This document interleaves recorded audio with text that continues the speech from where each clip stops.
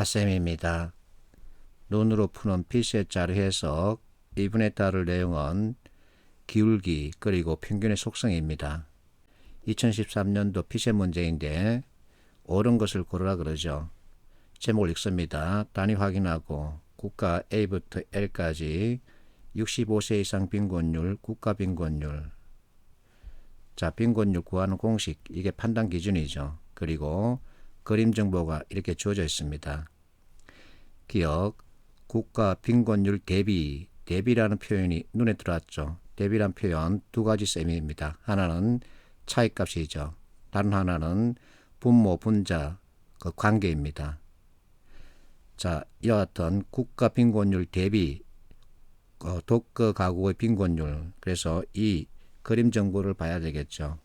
국가 빈곤율이 분모에 들어가고 독거 빈곤율이 분자에 들어갑니다. 그러면 자, 가장 높은 국가는 G다. 기울기를 보는 거죠. 그래서 공식이 하나의 판단 기준이면 기울기도 또 다른 판단 기준이 되는 겁니다.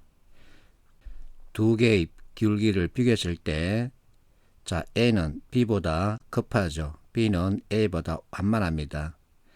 기울기가 급하다 또는 기울기가 완만하다 이것 가지고 판단할 수 있는데 여기서 주의할 점은 기울기 그 자체 값을 구하는 게 아니라 기울기 경사 가지고 판단하자는 겁니다. 기울기가 상대적으로 완만하면 차이값이 적거나 비율이 낮습니다. 그래서 가장 낮은 증가율을 보인 해는 2016년이죠. 이렇게 해서 빨리 답을 찾자는 거죠. 니은을 보겠습니다. 65세 이상 빈곤율, 국가 빈곤율, 낮다 높다 판단하라죠.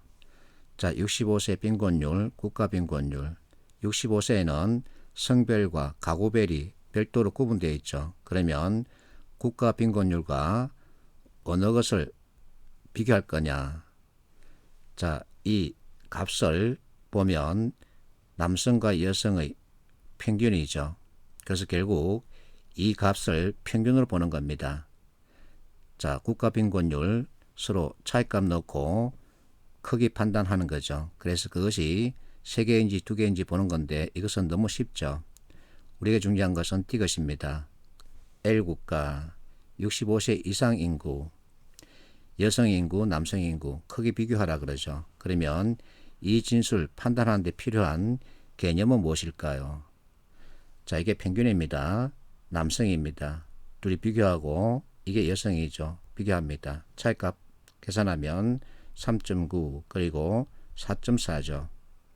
결국 남자 수가 많습니다. 왜 그럴까요?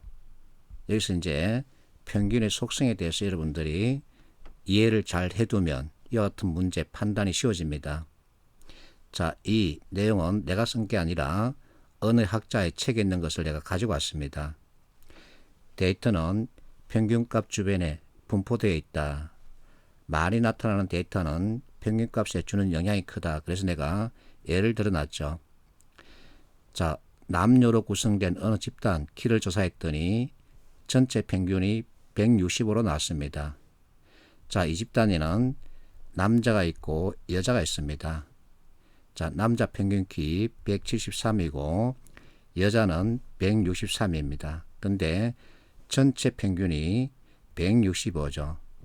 자, 이 값과 이 값의 차이를 계산하는 겁니다. 여기는 2, 여기는 8이죠. 그래서 가까운 여자가 더 많은 겁니다. 이 평균의 속성이죠. 이 평균의 속성을 가지고 보는 겁니다. 많은 학생들이 가중평균 가지고 보고 있던데 그것은 하지 않는 게 좋습니다. 핫쌤 전공이 통계학입니다. 그래서 통계학 이론에 따라서 여러분들이 판단해 주는 게 가장 좋습니다. 이것은 평균의 속성 가지고 판단해야 할 문제지 가중평균 가지고 계산할 문제가 절대 아닙니다. 자, 그래서 우리는 이론에서 비롯된 개념을 제대로 익히는 게 가장 좋습니다.